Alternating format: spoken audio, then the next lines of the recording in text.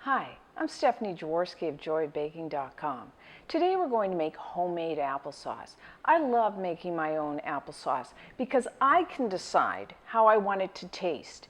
And you do that by the variety of apple you decide to use. For example, if you don't like, say, a Golden Delicious, or you don't like the taste of a Granny Smith, don't use them. Or, maybe you've gone to your local apple orchard and you've got maybe some Stamen Wine Sap, some Arkansas Black, John of Gold.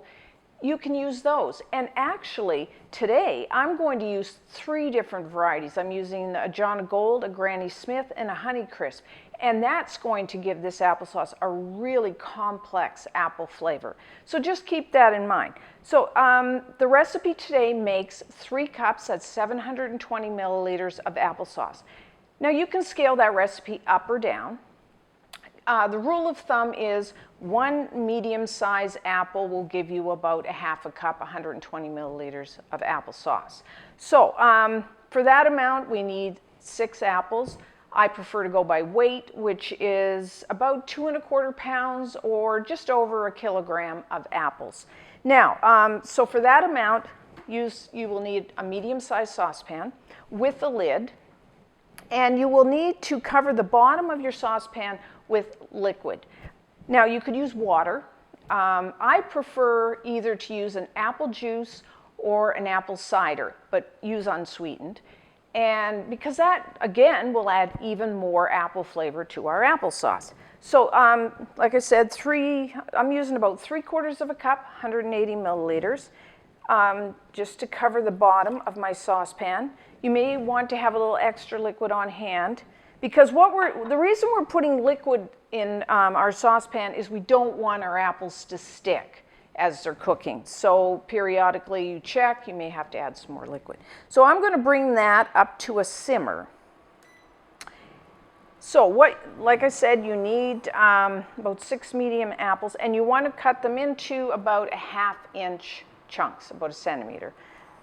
Now, if you have a food mill, you're going to have to core your apples. If you have a food mill, so you can run your applesauce through that at the end, you can leave the skins on. Actually, that's great because that will add even more flavor. I don't have a food mill, so I'm going to have to, I took the skins off. And I'll show you how I do it. I mean, there's all different ways. But what I do is take a sharp knife, just cut it right in half, and then take your apple and just cut straight down on either side of your core.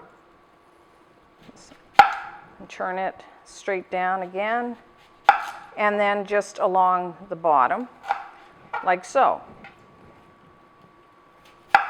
Now, if you were doing a large amount of apples, what you might want to do is periodically, because as you know, as apples sit, they brown. So you can just just squeeze a little fresh lemon juice over the top and just stir it up, and that will keep your apples from browning as you're peeling, especially if you're doing a large amount. It does take a while. So, and then as you saw, I just take a little paring knife and just, a bit of skin is fine. Let's turn that down a bit.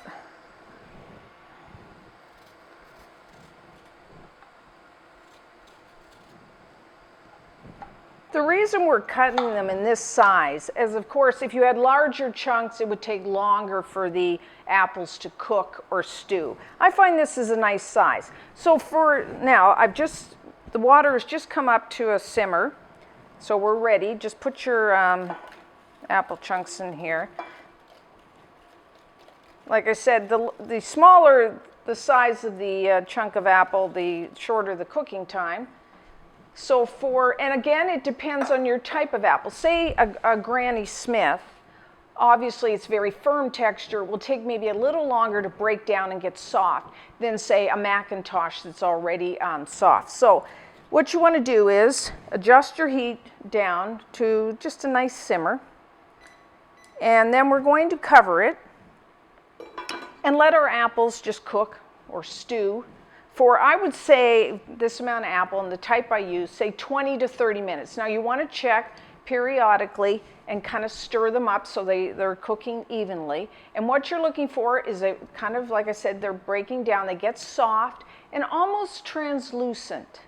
So 20 to 30 minutes. So it is about maybe 10 to 15 minutes into the cooking. So what you want to do is periodically, like I said, take the lid off and then just give it a good stir. So as you can see, they're starting to break down. So you want them to cook evenly. That's why you want to periodically stir. And if you found there wasn't enough liquid, you could add a little splash more of water or apple juice. So that needs a little more. So I'm just going to put the lid back on and let it keep cooking. Okay, so we're going to check it. So, oh, doesn't that look good? So that's what you're looking for. Now, if you want it even like softer, more mushy, you can cook this a little longer. I actually like my applesauce a little chunky, so I'm going to just cook it to this amount. If, you know, maybe you're doing this for toddlers, then you might want to cook it just a little longer. So now, as you can see, that look beautiful. So now you can just give it a good stir. To mash it up a little, you could also use a fork and kind of, if you have you don't want the large chunks, just break those down. Sometimes I use like a potato masher. You can use that.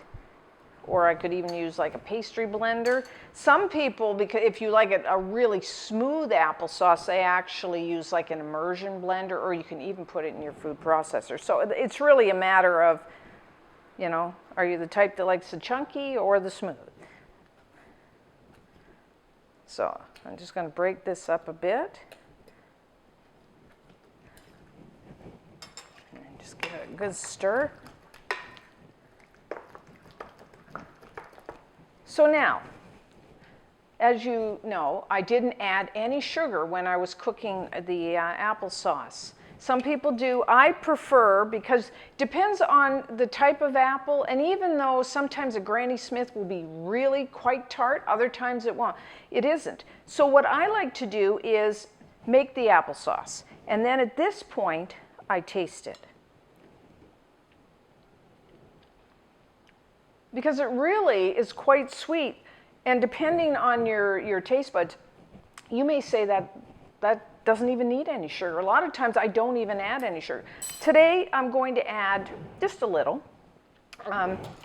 You can use brown sugar, white sugar. You can use like really any type of sugar you want.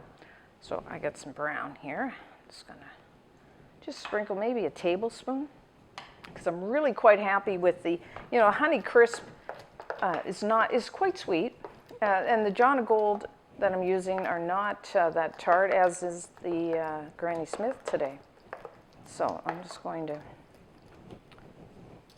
give that a taste. It smells so good in here, the apples, and then it tastes so good. Yeah, I'm really happy with that. A little bit of a tartness to it, a little sweet. Now, this is all I like to do with my applesauce. Some people like to add a splash of lemon juice. You could add some apple brandy. If you would like to spice it, ground cinnamon, nutmeg. Some people like to smooth it out with a little butter, whatever you like.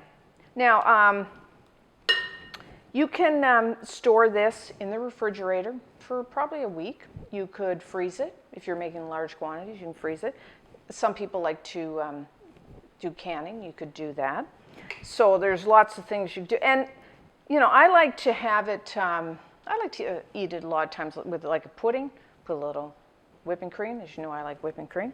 And really, applesauce is quite nice with savory, like pork or other types of meats. So it's just not for dessert. So, I mean, have fun with it. Kind of try different things, different varieties. It is so good. So until next time, I'm Stephanie Jaworski of JoyBaking.com.